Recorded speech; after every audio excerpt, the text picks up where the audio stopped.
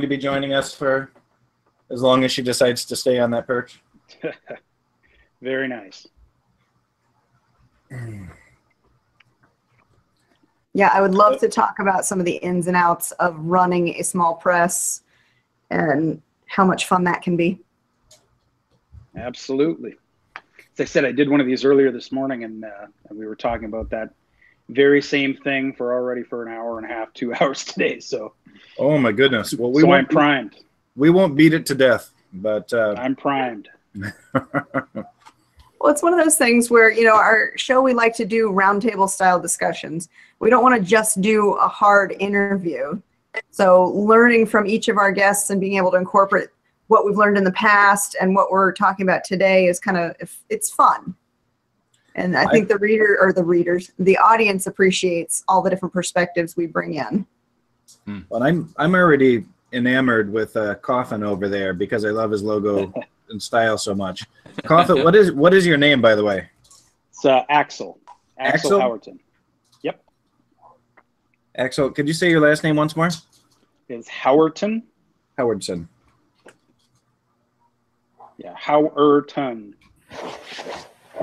Okay. Jim, what's your last name, man? Jackson. Jackson? Yep. You look like you're in like a folk music band or something, man. Nice. I used to write angsty folk music like 25 years ago. I can smile about it now, but at the time it was terrible. Are you in the wine cellar? Yeah. I just want to reach through the screen right now. That's my cellar behind me. A little makeshift cellar. I love it. Where you going, Bella? Yeah, I can see you.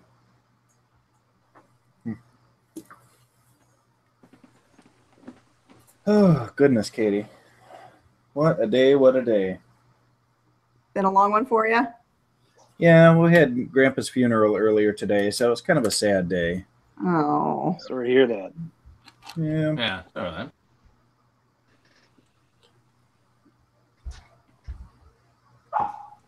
Great, the dog's barking now. Well, Katie, whenever you're ready, I suppose we'll start rolling into stuff. And no, we haven't really introduced ourselves, guys, but we'll kind of do all the introductions on the show. And what we'll do is we'll roll into the show and just say, hey, this is Axel or this is Jim, and have you tell us a little bit about yourself. That works. Very good. And I'm saying it right, Axel, like Axl Rose, right? Axel Foley, but yeah. Axel Foley? Who's Axel Eddie Foley? Murphy from Beverly Hills Cop.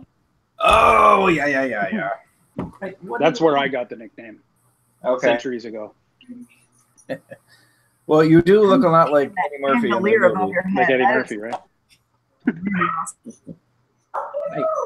Hey. Hello.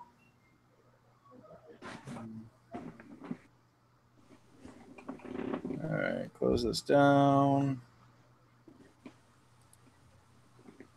I'm going to have to work on muting the microphone a lot more because it's picking up every tiny noise on my side.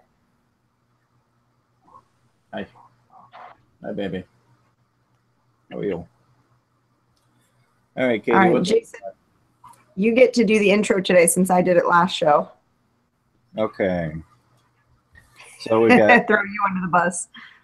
Well, and I'm going to mess up Axel's name. Axel Howerton? Howerton? That's correct. Howerton. Okay, and then Jim Jackson. All right. So, how are you guys feeling? You about ready? Yeah. I'm good to go. Okay. All right, Katie, are you good and ready? Thumbs up? Okay, sweet. Hello, everyone, and welcome to another episode of Spilling Ink, the talk show that takes you behind the scenes in the publishing world to get inside the heads of the authors and publishers and literary agents out there. With us tonight, we have Axel Howerton. How's it going, Axel? Good. And we also have Jim Jackson. How's it going, man?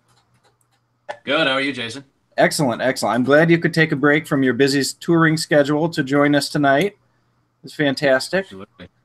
You guys might recognize Jim from MTV playing his folk jams.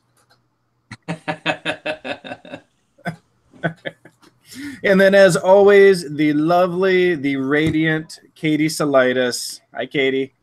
Wow, what an intro. Thank you, Jason. Hi, how you doing this week? I'm doing pretty well. How about yourself? Oh, and Bella. Don't forget Bella, the dancing cockatoo. How's it going? That's right. Whoop-de-doo. Whoop-de-doo, Bella. So who wants to go first? Who's our first victim, you two? Actually, you've been Take your business pick. longer. Take your Why don't pick. you take it away? Sure. Excellent. So just to Tell us a little bit introduce about myself. yourself, man. Sure. I'm Axel Howerton. I'm a novelist, editor, publisher. Used to be an entertainment journalist. I spent about 10 years doing that, doing movie reviews, book reviews, music reviews. And then I kind of got burned out talking about other people creating things, and then was missing creating things myself. So I got back into fiction. Started with horror, kind of fluttered back towards crime. My first book came out in 2013. That was a finalist for the Arthur Ellis Award for Best First Novel, which is from the Crime Writers of Canada. My second novel came out a couple years ago. It's called Fur. They call it a modern Gothic fairy tale. Sweet. I have a kind of a sequel to that, which actually begins a spin-off series with Taiki Books, which is a small press here in Canada. That's called Demon Days. That's the first of the Wolf and Devil series that kicks off in the next month or so. And my last book, which did come out from my own press, I know that's terrible, but is called Con Morte, and it's what we call a noir fable. I started Coffin Hop Press back in 2012, 2013. When I was doing horror, I was kind of asked to put together some kind of promotional event because there wasn't a lot of stuff for horror authors back then. Romance writers were doing blog hops. So we set up this week-long blog hop where everybody cross-promoted and really pushed, and everybody did contests every day, giveaways every day. And eventually they decided they wanted to do a book. So since I was the guy that put together the event, I was the guy that get to put together the book. That was called Death by Drive-In.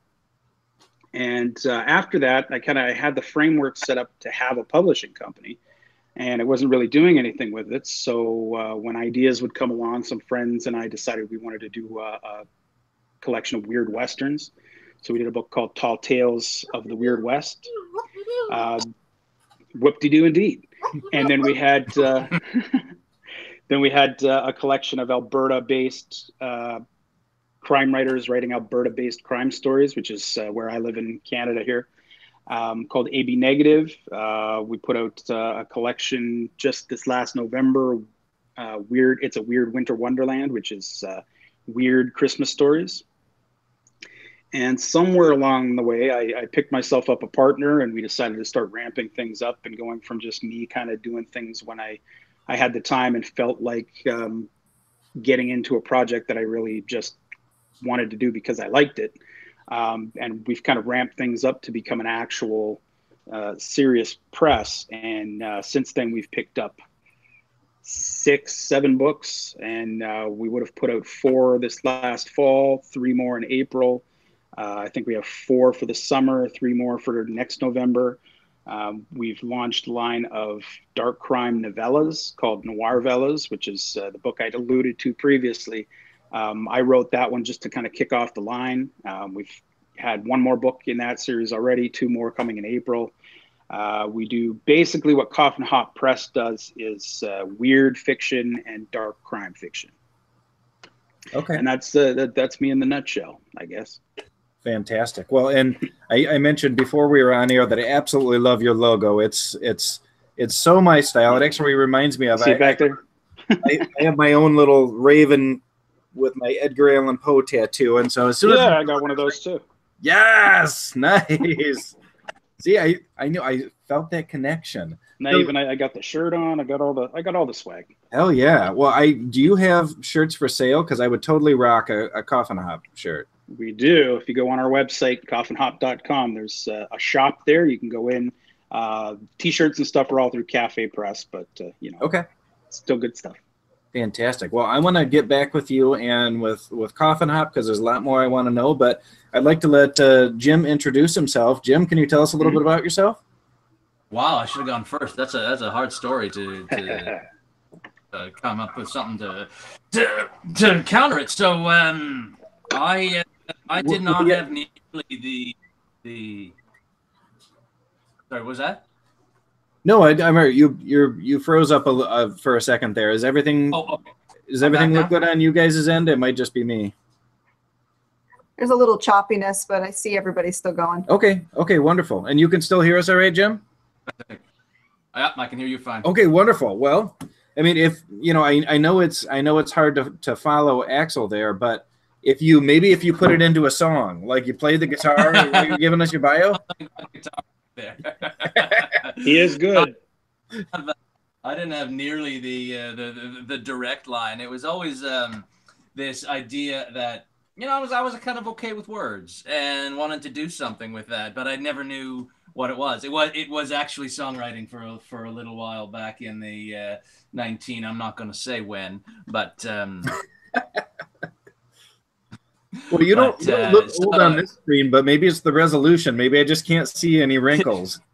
It must be. It must be. So, yeah. So I kicked around. I did some things. I traveled the world. I lived 4 years in mainland China and 1 in Mexico. And there are some books coming out about that later in 2019. So, and then worked a little bit as a journalist. I had an op-ed piece for a weekly op-ed piece for a Chinese newspaper, which was fantastic and was 400 words a week. So learned that the hardest part is getting down to the focus when you got to get an idea out in 400 words. And then I've been a teacher. I've been a public speaking instructor most recently, and that's when my first book, the idea for my first book came out. I was teaching mostly accountants and other kind of business types, public speaking. And I'd always say, if you really want to hook your audience, start with a story. Everyone loves that. We as human beings love to hear stories. Every one of them, 99% of them, start with this personal story, and they'd nod and say, yeah, that's true. And then they'd still come up and say, there are many psychological and physical benefits to long distance running. And then, come down and say, well, hey, what happened to the story idea? And it kind of dawned on me that not everyone knows how to take a topic, especially a technical one, and turn it into a story. So that's where my first book, How to Tell a Really Good Story About Absolutely Anything in 4 Easy Steps, came from. That you can take any kind of technical topic, make it into a story just by following these basic principles of storytelling. And so from there, I thought, well, this was a great experience. I'm back into writing again, and so I thought I'm going to do NaNoWriMo. I'm going to do National Novel Writing Month in 2016. So I wrote a novel, and that was my first novel that came out just this past fall. And what was the name of that novel? Stones in My Pathway, and it actually even relates back to my old blues playing days when I was a teenager and in my 20s. It's based on around the kind of Robert Johnson myth of meeting the devil at the crossroads and making a deal. I like it. Yeah, I call it a novel. Lots of blues imagery, things like that. Sorry, Katie, go ahead. Tell me again what the name of your other book was. How to Tell a Really Good Story About Absolutely Anything in 4 Easy Steps. I'm totally picking that up after the show because I've actually got one of my first talks I'll be giving next month. Oh, is that right? Fantastic. And not that I'm nervous, but I'm totally nervous about it. Well, and that's good. Like I tell my public speaking students, you want to be nervous. You want to be a little bit nervous, not the knee shaking, hand sweating, wanting to crawl under the desk and die kind of nervous, but a little bit of nerves helps you do a good job, and it shows that you want to do a good job. Oh, absolutely. Yeah, Absolutely. Keeps you sharp in a way. absolutely. Yeah, yeah, definitely. So, Jim, do you and Axel know each other? We do. You do? How, Yep. now, how did you guys get connected? How do you know Well, each other? pretty that's actually small- an interesting story because we could have known each other like in the early 90s and may have even crossed paths. We may well have met. Yeah, that's true. Yeah, yeah. We have a really good friend in common, actually, and Axel until recently it was an open stage for writers, and we were no, it wasn't even that. It was the Bloody Offensive event, wasn't it? Yes, where I read with no I think pants. yes, it was the Bloody Offensive event. Local bookstore hosted this thing. Yeah, the events organizer said to me once, like, "Have you ever just wanted to read stuff at an open mic, an open stage or something, but you know there are young people around, there are kids around, and so you kind of hold back and not read the best stuff because it might be a little racy." You know, yeah, every time. So she decided to organize this adults only reading with 6 readers. Some were funny, some were kind of dark, but all of them had some kind of element of mild offensiveness to them. And so we did that Valentine's Day last year. What an excellent event. Oh, it was fantastic. We had a great time. Axel came out without pants, actually. He came out what? With no pants.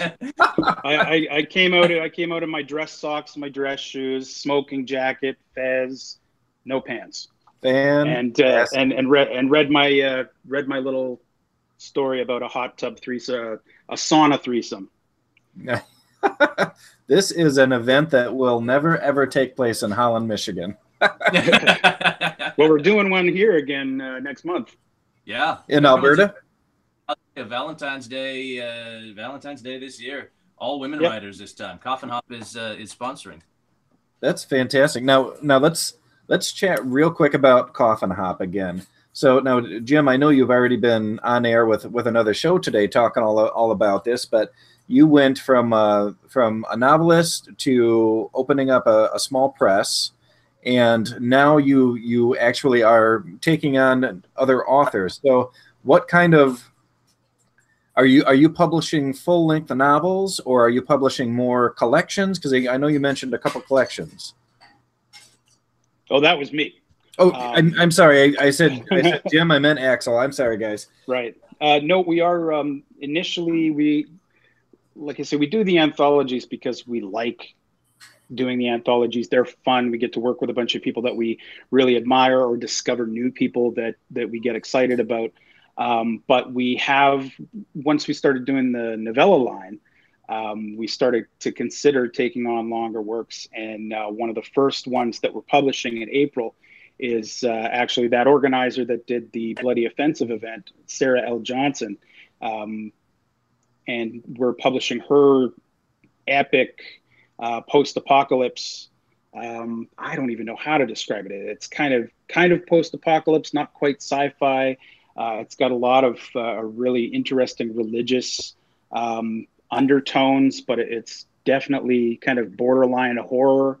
And we're publishing that in April. It's called Infractus, and it's amazing and huge, and just the first part of her big saga that she's working on.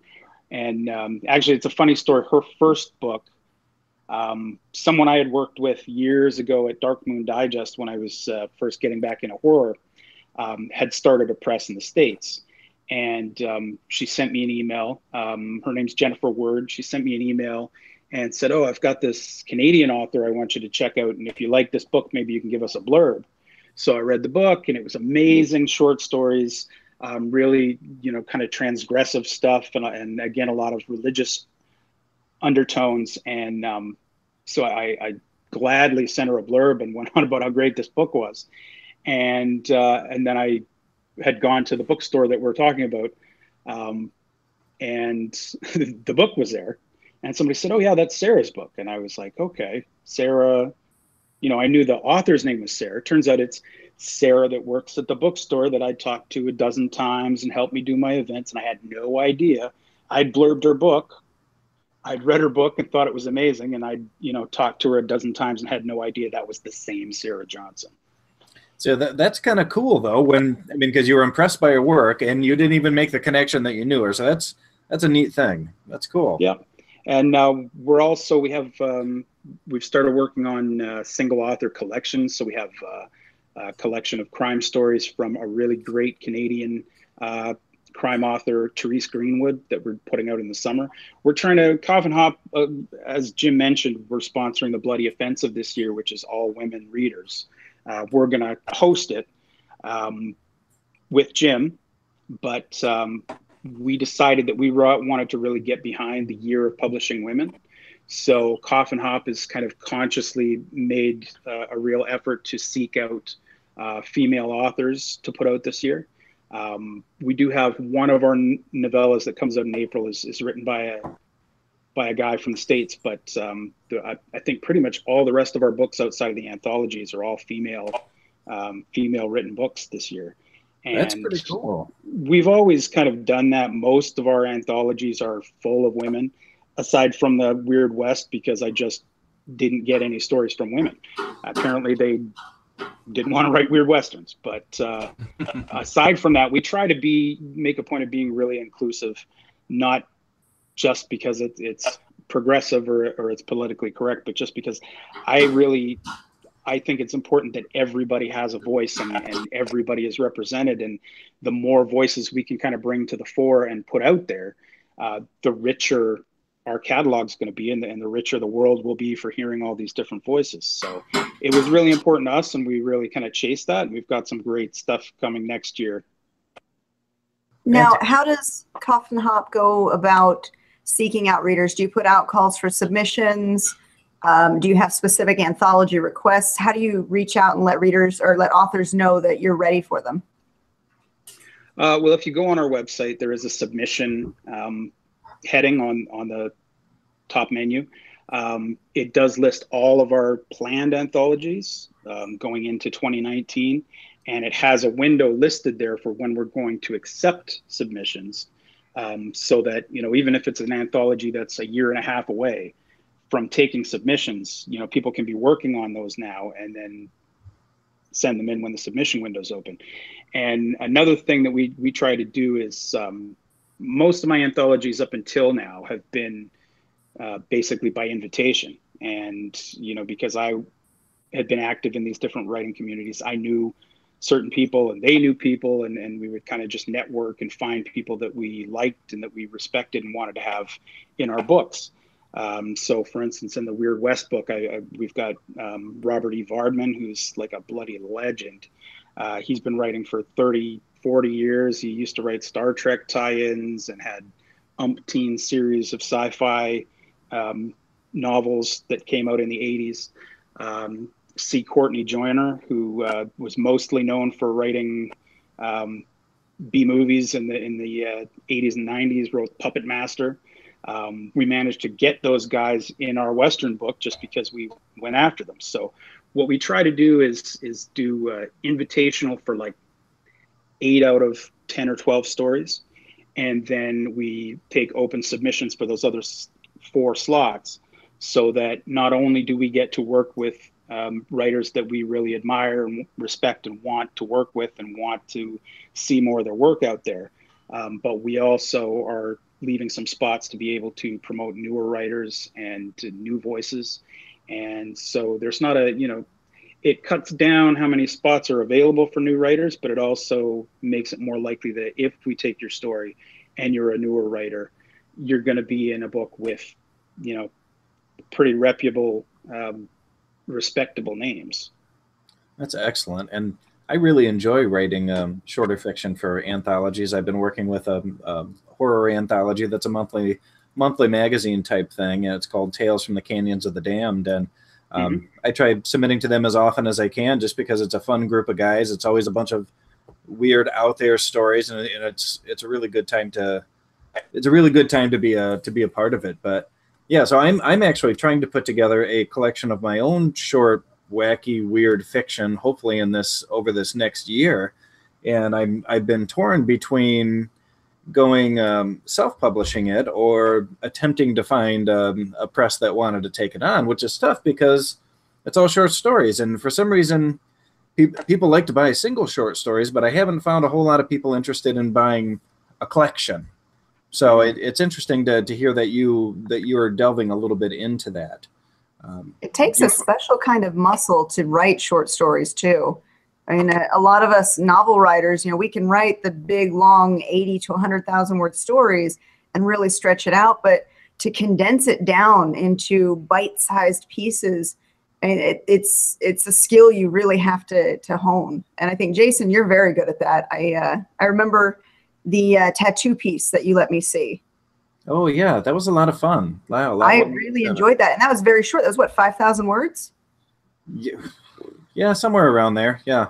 I have a tough time getting under 10,000 words. I feel like 10 to 20,000 words is a really great place for me, but people aren't really calling that short fiction. So getting it down to that 5,000 mark is a challenge for sure. And I end up cutting a lot more than I want to cut out of stuff. But yeah, it's fun, you know, and they sell it, you know, it's easy to sell them to people, especially if you're already in that niche, so to speak. And so yeah, I like that a lot. And so Axel, how did you come up with your badass logo here? Did you have a designer make that, or did you do that yourself? No, actually, it was the tattoo. Okay. I had I'd gotten a tattoo years and years ago. I got a Vonnegut asterisk, you know. In some of Kurt Vonnegut's books, he would do these little doodles, and they would actually put them in the book. And one of them was this little asterisk. And he used to draw that on people's books when he would sign books and stuff. And it's kind of a little known, not little known, but mainstream, not really well known, that what he was really drawing was, you know, a sphincter. And so in my younger days, being rebellious, and when Jim was in the bluesy folk scene, I was busy over in the punk clubs. You know, it was badass thing when you were 20, but when you're pushing 30 something and you have kids and people are asking, oh, what's your tattoo? And you kind of, and you start thinking about, well, you know, I got a butthole on my forearm here. So I went to get it covered up, and my friend, an amazing artist, Chris Dow, who does most of my stuff, and he's done artwork for us, and hopefully is doing more. He came up with just this beautiful raven on a skull, which is, you know, I said maybe we can just cover it up with a big Poe homage, and he came up with this great kind of Day of the Dead sugar skull with the raven on top. And so it was right around the same time I was starting the Coffin Hop stuff. And so I just kind of found some images that came really close to that, but were nice and clean, and just fused it together, and it turned out great right out of the gate. So we just kept that one. It's very eye-catching. I mean, immediately I see that, I was like, oh, that looks badass. I love it. So that's well done with that. Well done. So, oh, Jim, tell us about your newer novel. Right. So, Stones of Mount Passway, a novel in blues. So it comes from the idea that what if you had a chance, if the devil offered you a chance to undo a past decision, right, that took you to where you are, just to see how your life would have been different, right? No, I can't think of the word. You don't need to keep living that other life, but just to see how it would have been. Would you take that? Would you make a deal with the devil to see how your life could have been different? And that's what my character, Wood Sweeney, comes across. He's a normal guy. He fights with his wife. He worries about his teenage daughter. She's brought home by the police for public drinking, and then storms out of the house. He goes out to look for her and finds the devil instead at this crossroads. So, and you know, he thinks this crazy guy. What's the harm? Sure, show me what my life could have been. And he finds out, and now he needs to escape the hellhounds that are after him, trying to turn him into one of them, and get out of this devil deal, or maybe slay the devil himself, whichever is going to work. Oh, sounds fascinating. Now, where did the concept come from? Did it come out of the blue to you, or do you have some kind of long history with it? Well, I fell in love with the blues when I was like 15, 16, and loved that Robert Johnson idea of, you go to the crossroads, the devil shows up, says, "Hey, I can do something for you that will just make you superhuman." Right? In the Johnson myth, he becomes fantastic, the best human blues player, and all it's going to cost you is your soul. It's a tempting idea, and I've always wanted to do something with it. I was at this this little crappy Italian restaurant in the parking lot of a mall in San Diego once, about 7-8 years ago, and they had this mural, this kind of bluesy mural of trains and hounds after people, and people screaming with blue skin. Weirdest thing in this suburban mall parking lot restaurant, but I really want to write something about that. So when NaNoWriMo 2016 came up and I signed up for it, I'm taking that idea and seeing where that leads. And it led to Stones in My Pathway. I love how you can find inspiration just about anywhere out there. Absolutely. And I almost want to see, do you have a picture of that mural somewhere? You know what? I wish I did. I'll actually be in San Diego next week. I'm going to see if that restaurant still exists and if they still have that mural, because that's a really good idea. I love that. I mean, it sounds insane, but I love how it was turned into something. It lit that creative fire within you to write this story, and it makes for a great story to tell too. Yeah. And that's I'm always on the lookout for great stories. So now what's down the line for you for this book release? Are you planning anything big? How are you promoting it? What's your plan?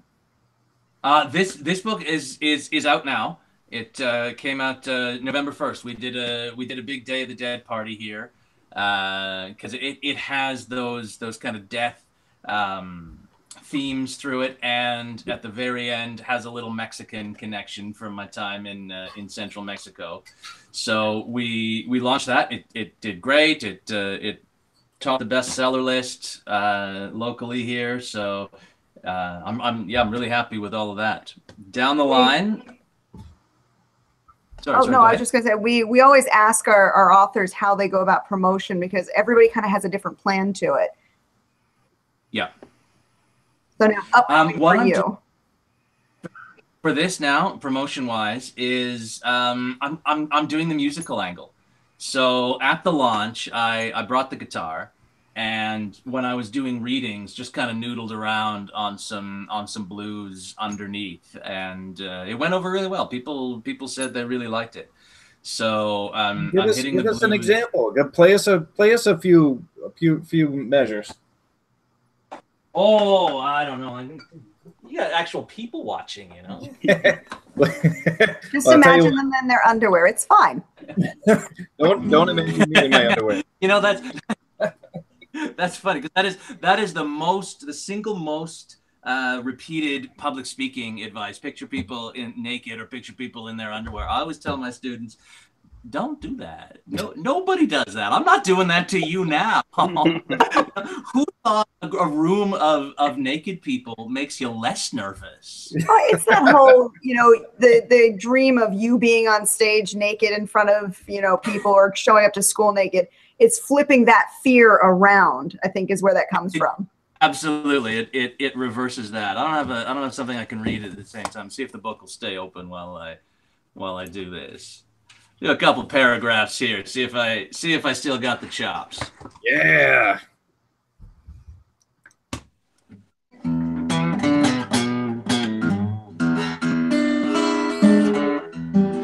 When the devil came to me at a lonely crossroads in the December pre-dawn and offered me a deal, I shouldn't have listened to that damn tickle in the back of my brain that shouted, jump. There we go. There's the first paragraph. You are fucking badass. I love it. That is fantastic, man. Oh man, yes, yeah. That would be a great way to win over a little crowd. Get yourself going there. Absolutely, yeah. Well, you have to be gimmicky in this industry because everybody's peddling their books. If you find a way to stand out in some way, shape, or form, then you've grabbed that reader's attention for a few minutes. Yeah, absolutely. If I had any advice about that kind of thing, try it in front of an audience first. I didn't. I practiced a couple times in my basement, but it's hard to read and play guitar at the same time. I didn't expect it to be quite that difficult. Now, you pulled it off well. Thanks, Axel. How do you publish your work, Jim? Are you self-published or do you use a publisher? How does that work for you? Yeah, I publish through my publishing company, Kouros Publications, and I've looked at different options: traditional publishing, self-publishing, the hybrid. I knew for my first book, How to Tell a Really Good Story About Absolutely Anything in 4 Easy Steps, I knew that would be self-published because I already had the audience. It was the people I reached through the public speaking classes. So I knew that would be self-published, and I just had such a great time with it and such a great response that when it came to the novel, I said, I want this to happen again.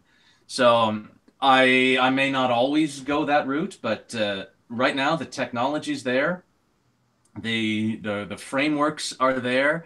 So if you've got enough of a platform, I really think it's the way to go. I'm a huge proponent of self-publishing, despite the stigma that it still kind of has. It's losing a lot of that stigma. You're finding a lot of self-published authors are actually bragging about how much money they're making, how easy it is for them to get their books out, and how much they love the control that they have over being able to publish their own work. Now, Absolutely. As far as I'm concerned, I think the hybrid model is absolutely perfect. You can go any way you want. You can try for traditional, you can try for small press, you can do it yourself. You have so many options out there that you can find what fits with your book and your style as well. Yeah, absolutely. Yeah, that's definitely what I really think that in the future, self-published authors people are going to see self-published authors like they see those little hole-in-the-wall startup restaurants, no, it's not fancy, but wow, it's good food. Yeah, you almost find that the hole-in-the-walls try a little harder.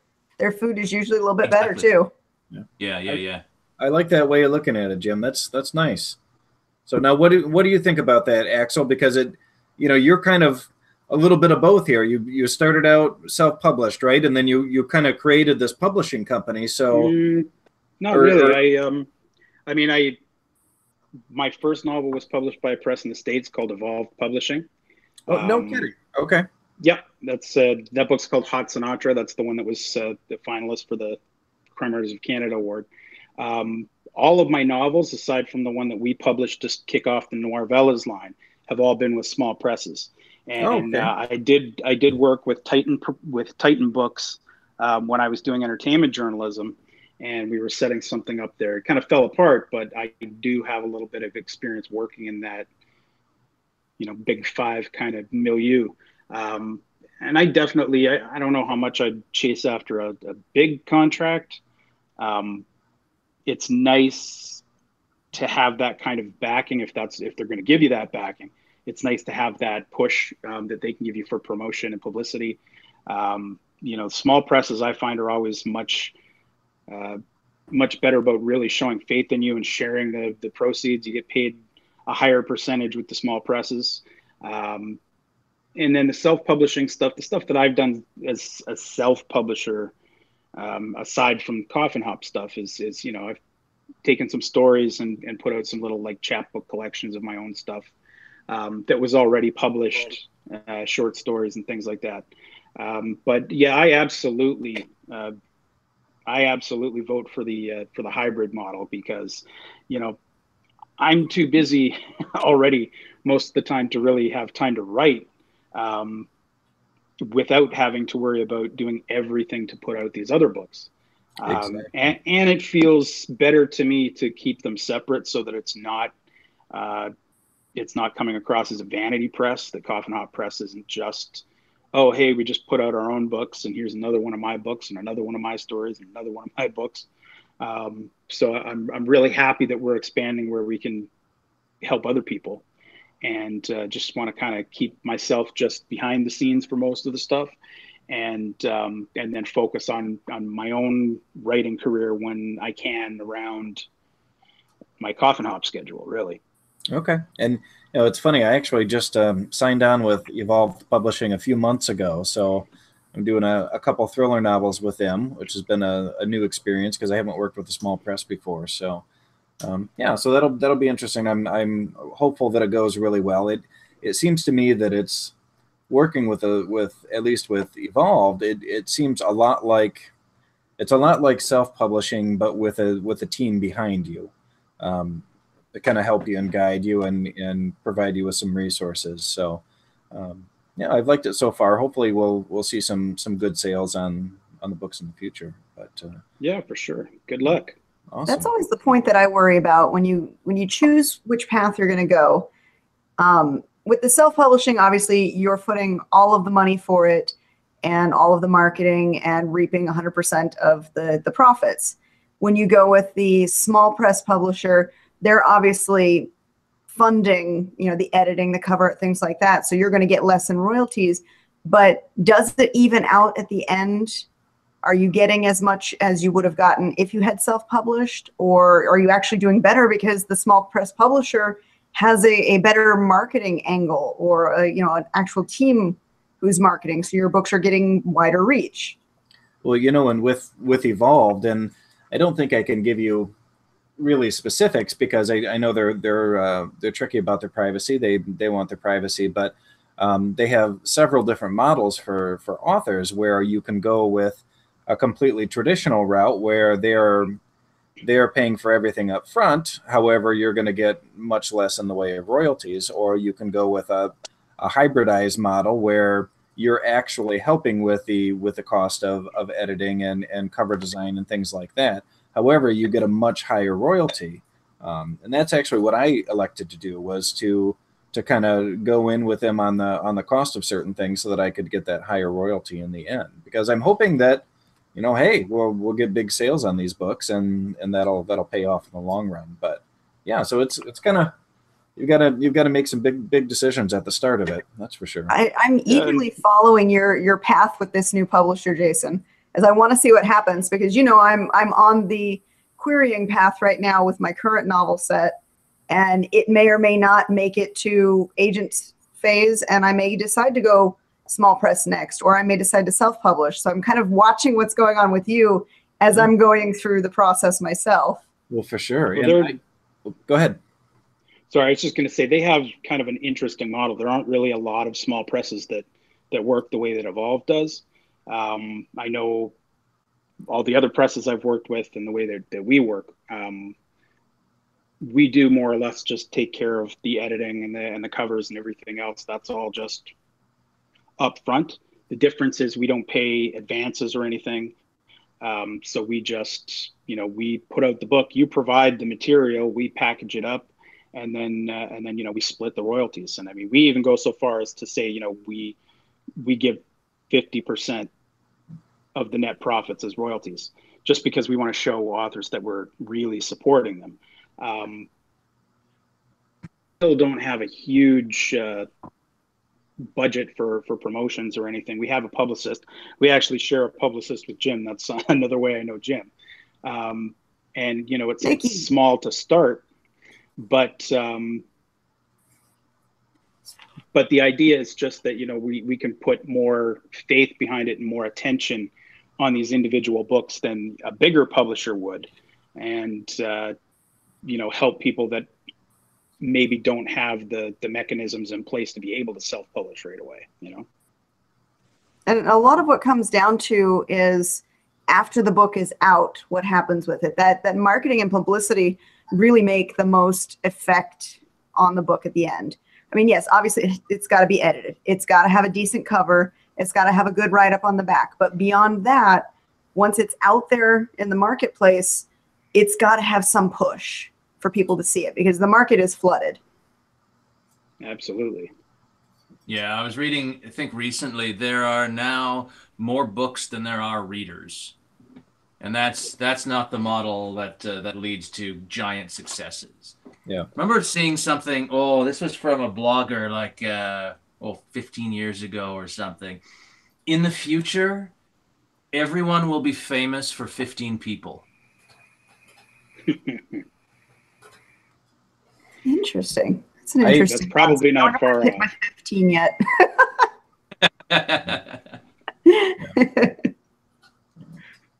It's funny. We ran into someone, or someone came to drop off a kid at her house that was hanging out, and she was like, you're Jason, right? Jason Lavelle. I was like, yeah. She was like, I was at some lady's house, and it was another town a couple cities away, and she was like, I saw one of your books on her shelf. I was like, that's awesome. And Nice. we were talking about how I'm famous in very small circles, and I was like, that's okay. All I want to see is my book on somebody's shelf now and again. I'm perfectly happy with that. So, and really, that's the bottom line. When you hear that somebody through somebody else has seen your book, out in the wild, it makes you kind of feel warm and fuzzy. You've reached that far with your words. Yeah, for sure, man. For sure. Oh, that's cool. Where'd she sneak off to this time? Well, I think she's trying to eat some camera equipment right now. Oh, no. Probably should go grab her. Come here, sweetie. So now, working as a small press, that's a lot of risk that you're taking on. We talked about the editing, the cover art, the publicity. That's a lot of money that you have to funnel into a project. So you really have to believe in that project to take it on. How many books did you say that you do roughly every year, or that your company is able to take on right now every year? Well, what we try to do is we have 3 launch windows in the spring, the summer, and the fall. And we try to do 2 to 3 titles in each of those launch windows. Usually the plan right now is for us to do at most 2 anthologies in a year, probably more likely to continue to be 1. This year, somehow we've got 3 already. And then with the Noirvellas, same thing, just trying spacing them out so that hopefully each launch window we have a single author book, an anthology, and or another Noirvella, or some other project. We're actually looking at doing graphic novels now. We have somebody that we've worked with before that does a comic book here in Calgary that's it's called Futility, and they're about to do their 6th issue, and they wanted to do kind of an extended triple issue for the 6th issue, which is a standalone story. So they were asking us about doing promotion and publicity and things like that. So they're going to basically complete the project and then bring it to us, and we're going to pay for production, distribution, and all that stuff, and see how that goes. And hopefully if that goes well, then we can keep doing those as well.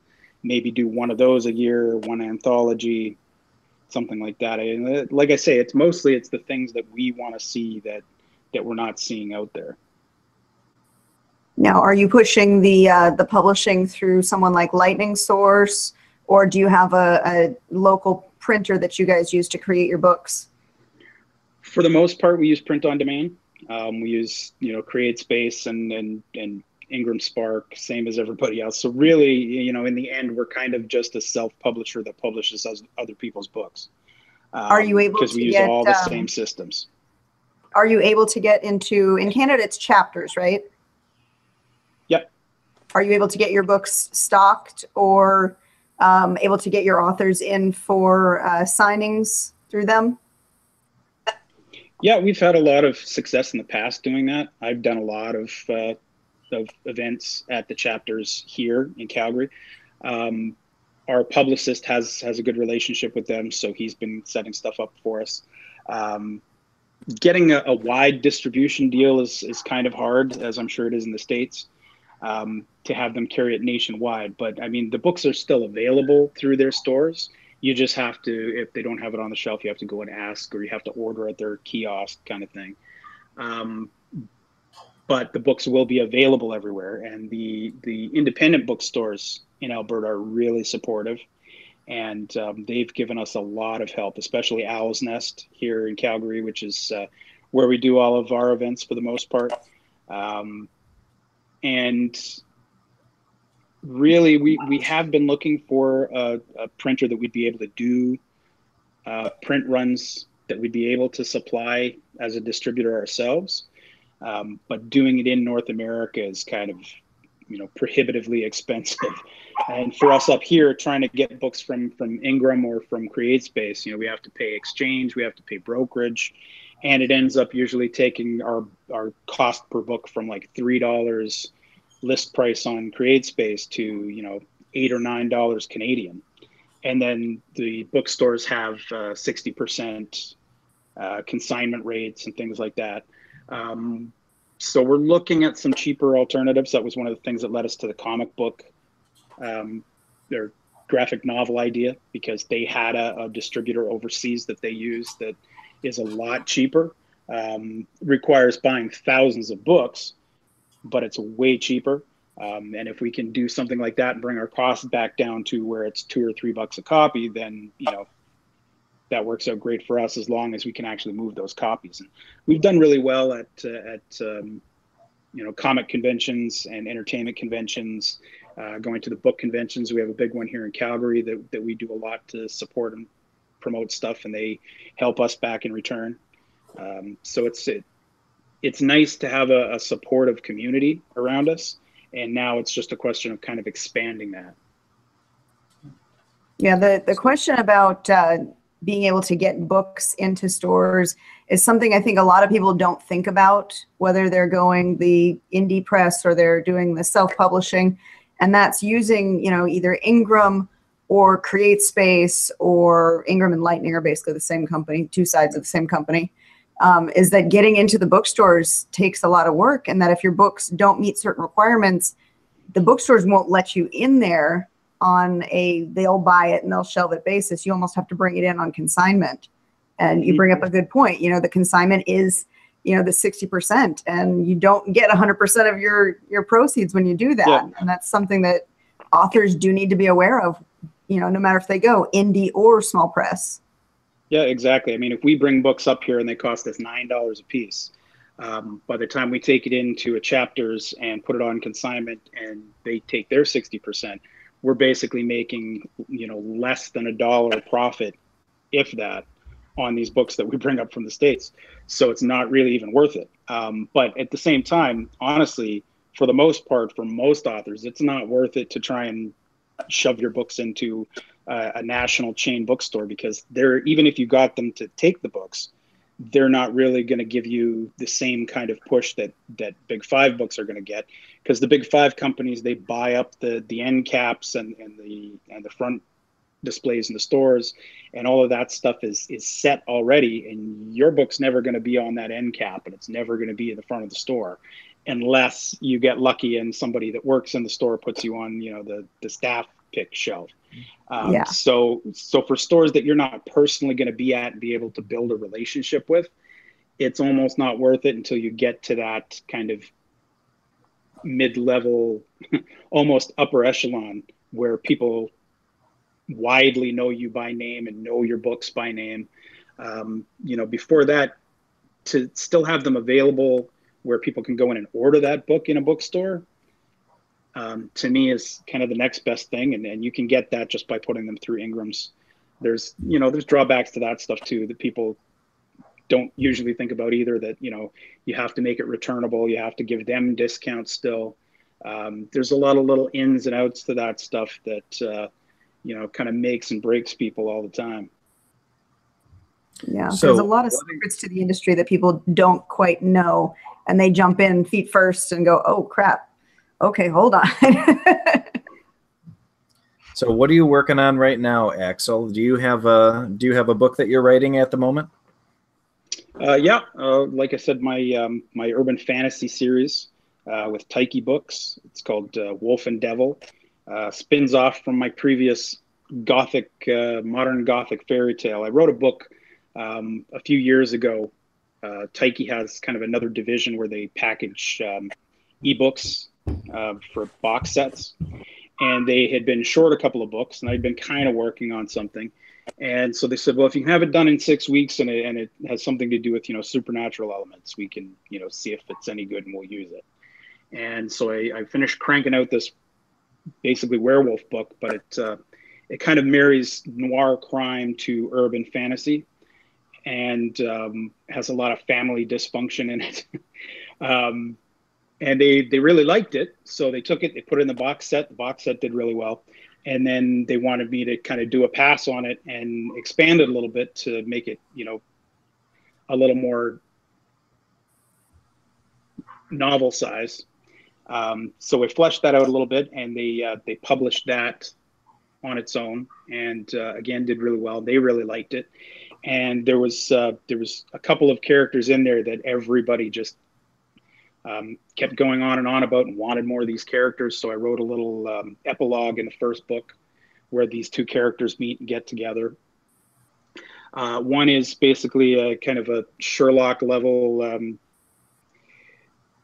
genius drug dealer, and the other one is a werewolf stripper. And they're both just really exactly, and they're both really just kind of damaged, sensitive people trying to hide the fact that they're sensitive, and they get so they wanted me to do a new book, and I wrote the new book, and then they liked that so much they wanted to expand that into a series. So I reworked that for that next book, which should be coming out in the next couple months. And then now I've got a deal with them for another 3 or 4 books to finish that series off, and it's kind of expanded into a whole secret societies, occult, kind of world-changing thing with gods and demons and all kinds of monsters, vampires, werewolves, ex-professional wrestlers, all over the map. So that book, the first of the Wolf and Devil series, is Demon Days. That should be out in the next couple months, and then I've got another 3 or 4 books planned after that I got to start working on. Fantastic. Now, what about you, Jim? What are you writing right now? Right now, I'm doing a little. Actually, I took a page from Axel's work and the good people at Coffin Hop and tried to play around with the noir theme. So, always wanted to write something set in my favorite city in the world, Hong Kong. So I'm doing this kind of fantasy noir set in Hong Kong, series of little short novels based on like 60s pulp kind of things. There's that coming out in September. Co-writing a novel with a friend of mine, and I'll let you know how that goes after the process is done. But about some of our misadventures in China when we were both living there, called Dispatches from an Accidental Sex Tourist, and that's wow. That should be out early in 2019. Okay, so wait, now what were you doing in China? What Clearly, he was a sex tourist. No, it's accidental. It's heavily fictionalized. It is. He lives in San Diego now. I was down there around this time last year, and we were sitting out by his pool and saying we should write something about China. Like, what are we going to write about China? And said, well, what if we did this? And then we just kind of spun it into the farthest you could possibly go. Right, so it's a fun book. It's a little bit sexy, a little bit funny. I'm really excited about that one. Okay, what now? Do you have a proposed release date yet, or is it still too early in the process for that? It'll be not an actual date, but sometime around Chinese New Year 2019. Which, if it was the year of the cock or something, that would just be beautiful. Wasn't that last year? Yes, it was. Okay. All right. We're in the year of the dog this year, right? Yeah. Okay. Yeah, that would have been just perfect timing. Oh, yeah, couldn't have been better. But I think we're going into pig again. I could be wrong, but for 19. All depends on how you spin it then. That's true. That's true. We were pretty piggish in our day, so. Now, let me ask you this, because you guys both use Mickey as your publicist. How did you two individually find him? You want to take that, Axel? Take that first? Yeah, sure.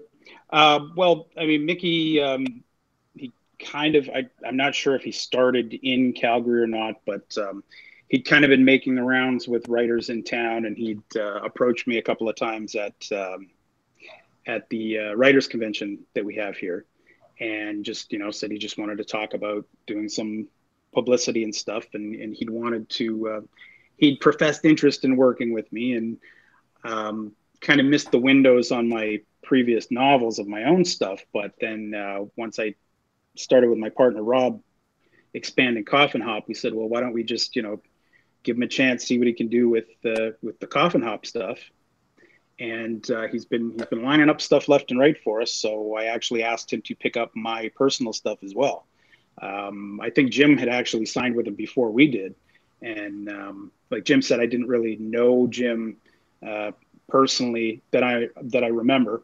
I'm kind of punch drunk, but I think he was with Jimmy before, with Mickey before we had signed on with him. But yeah, it's kind of everybody in our area that's notable is kind of signed with Mickey now. He's kind of the one game in town at the moment.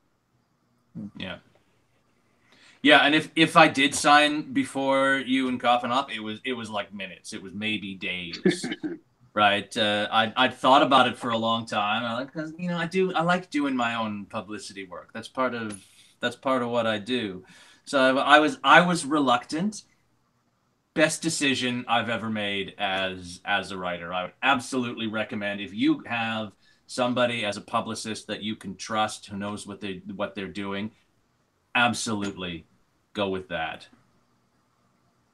I have to agree to that. You need somebody in your corner who can reach out to other people and line up events and help you spread the word about your book.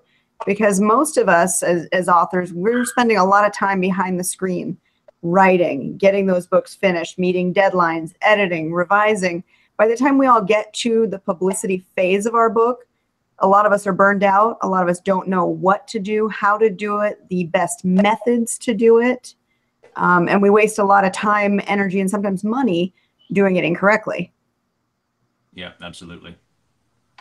Yeah, would never go back now. Love having someone who can make those calls and set things up so that I don't have to. I mean, I can sit behind the screen and do the writing when it's time for that. The introverted side of me absolutely loves having somebody else do the talking. Oh, yes. How about you, Jason? The publishing company you're working with, you said they had a marketing team. Are you going to be working with them directly on that, or is that part of your package? Yep, you kind of work with them on everything every step of the way. Thankfully, they design the ads and things like that for Amazon and Facebook, because I have failed miserably trying to do that kind of stuff. So I don't want anything to do with it. I am so happy to have someone else take the reins on that for me. And I need to get a good personal publicist just to work on kind of anything and everything and give me advice on things, because, you know, that's a part of the business that I don't know. And I don't feel like I want to split my attention so much to devote the amount of time it would take to learn that. You know, I just want to write, and I want to improve as an author and produce good books that people are going to want to read. And unfortunately, as an indie author, we're saddled with doing all of that. So I think any help that we can get would be fantastic. Whether you have a friend that is a publicist or into marketing, or if you hire someone, I think it's definitely worth it for sure. Yeah. Absolutely. All right. Is there any other topics you guys want to bring up? We're actually coming up on our hour right now. Axel, can I ask you, is Coffin Hop live streaming the Bloody Offensive event this Valentine's Day? We hadn't really talked about it yet. We tried to do that with our Christmas launch, and we had a few little technical glitches that we were trying to iron out. It's possible. We may try and save that for our big launch event in April, because we're going to be in a much bigger space and have a little more time to iron things out. But I got some nice new hardware. The boss brought me a new computer today, so fantastic. So we'll see if we can figure it out with that. Yeah. So then, if you happen to be in the Calgary area, Valentine's Day coming up, Bloody Offensive, 6 female writers writing stuff that they can't just read anywhere.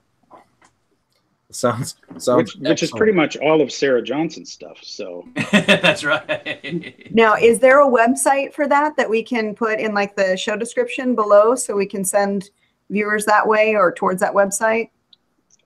Well, it's in the events page on the Coffin Hop website, but it's also I think most of the information is probably at Owl's Nest, which is it owlsnest.ca? I think it's owlsnestbooks.ca. Because we'll make sure to make a mention of that in the description below, so people can go look for that. Fantastic. Now, speaking of new hardware, Katie, you just got a fancy new microphone, right? I did. Is it making a difference in the sound at all? I know it's picking up a hell of a lot more sound around the house. I keep having to mute it because every time the dog barks, it wants to grab the screen.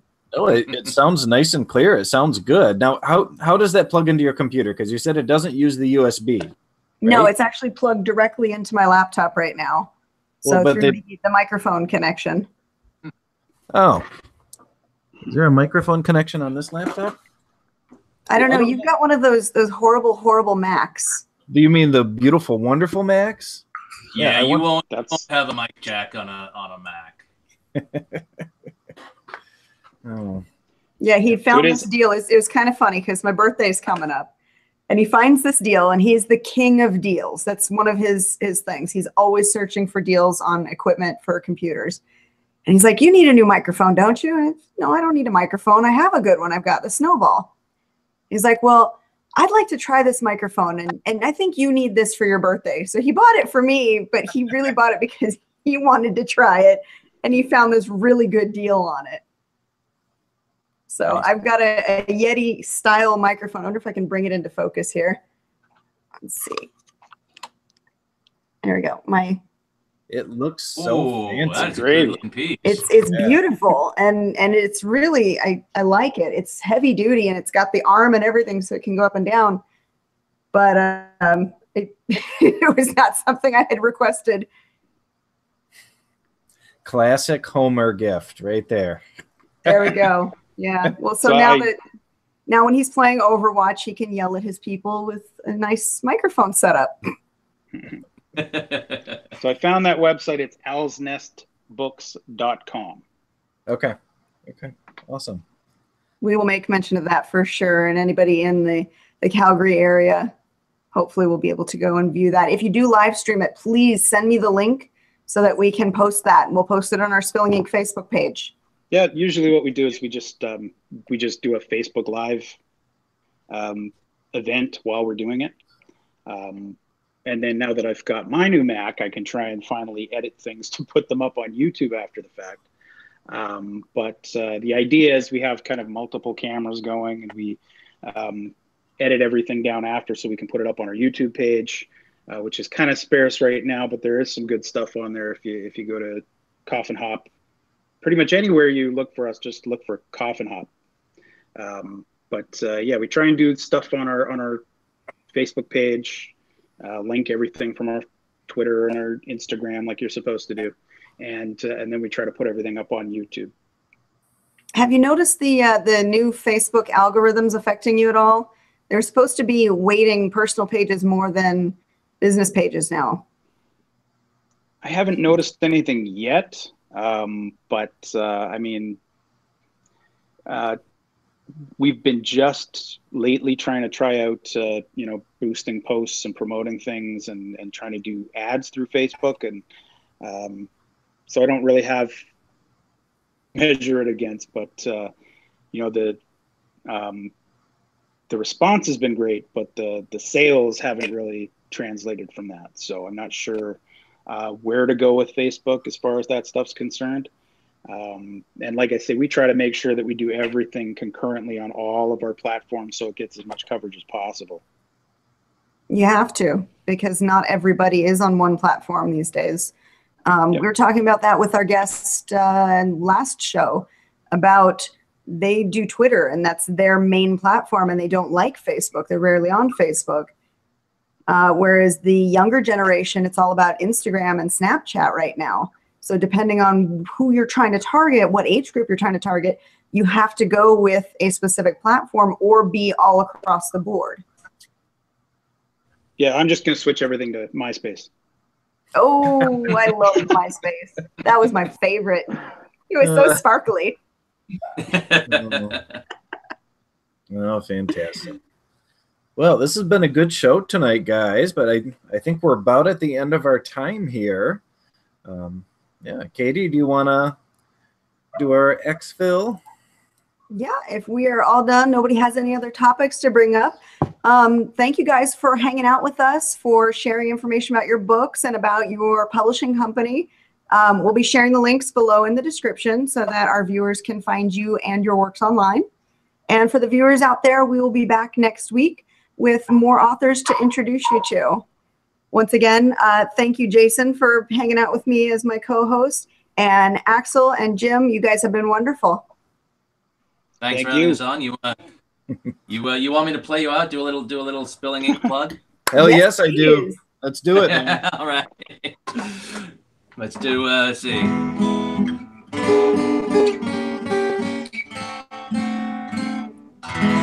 You're watching Spilling Ink.